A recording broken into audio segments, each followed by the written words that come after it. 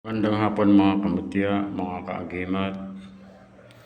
Ito na naman po si Pepeng Agimat TV para talakayin natin ang tungkol dito sa buntot pagi.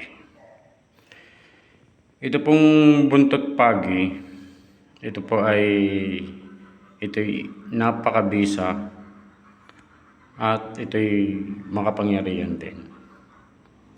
Ito po'y ginagamit na noon una pang mga panahon, kahit sa mga lolo natin, alam ito. Ito po'y mabisang pangontra sa malas.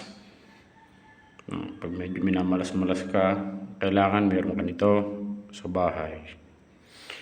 Ginagamit din itong pampaswerte sa tindahan, sa negosyo, para po madaming bumili. Ito'y may kapangyarihan itong kumontra ng mga masasamang elemento. Pangontra din ito sa masamang tangka.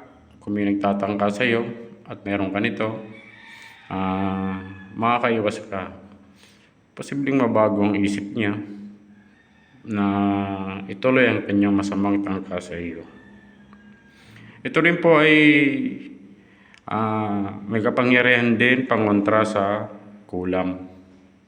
Yung mga mangkukulam, hindi ka basta tatabla ng kulam pag meron ka nitong gamit sa bahay. Ito po ay mabisa itong pantaboy sa mga aswang. Yun po ang pinakaano nito, di ba? Yung kahit sa ating mga ninuno pa, alam yun na ang buntot pagi ay kinakatakutan po ng mga aswang. Ito po ay mainam gamitin ng mga buntis kasi ang buntis po yun ang madalas na inaaswang.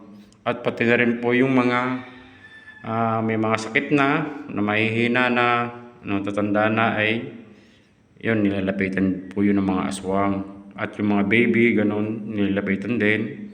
Kaya po dapat meron kayong buntot pagi sa bahay para po matakot sila. Ito pong buntot pagi, alam natin lahat. Meron itong iba-ibang size, meron itong napakahaba na isang dipang haba. Yun po ay kung meron kayong ganyong buntot pagi kahaba, yun po ay delikado kung ipapalo nyo sa tao. Di ba alam naman natin lahat, at mga kwento-kwento na rin siguro ng mga lolo o lola natin, na pag tinamaan ka ng palo ng buntot pagi sa sobrang sakit, talaga mamimilipit ka at ikaw ay mamamayat pagdating ng panahon. Tapos posibleng kung ang palo sa iyo ay hindi lang isa, may posibilidad ka pang mamatay. Ito pong buntot pagi, meron pong itong tinik. Ito po. Na oras na matinik ka nito, nako, para kang kinuryente. Posibleng makamatay ng tao pag natinik ka nito. Meron akong kakilalang ganito na namana ng isda sa dagat. Tapos nakakita siya ng ganito, pinana niya yung pagi at hinawakan niya. Nung natusok siya sa kamay, ayun, halos mawalan na ng ulirat, mawalan na ng malay sa sobrang sakit ng nararamdaman niya. Dahil ito pong tinik na ito, ayan po, doble oh. Ito po'y sobrang sakit. Dahil ito, pero sa tinik niya meron pa yung maliliit na tinik na mga nasa gilid. Yan, kaya po ito'y delikado po. Pag ito'y makatinik at makapalo sa tao ang buntot pagi.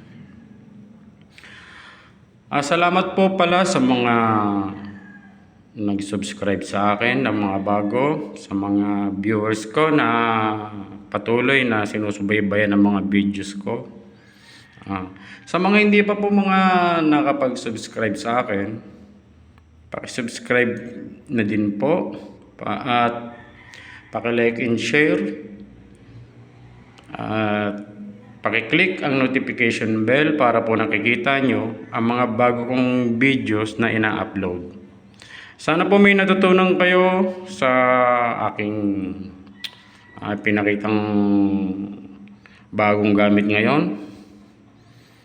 Maraming salamat po at magandang hapon.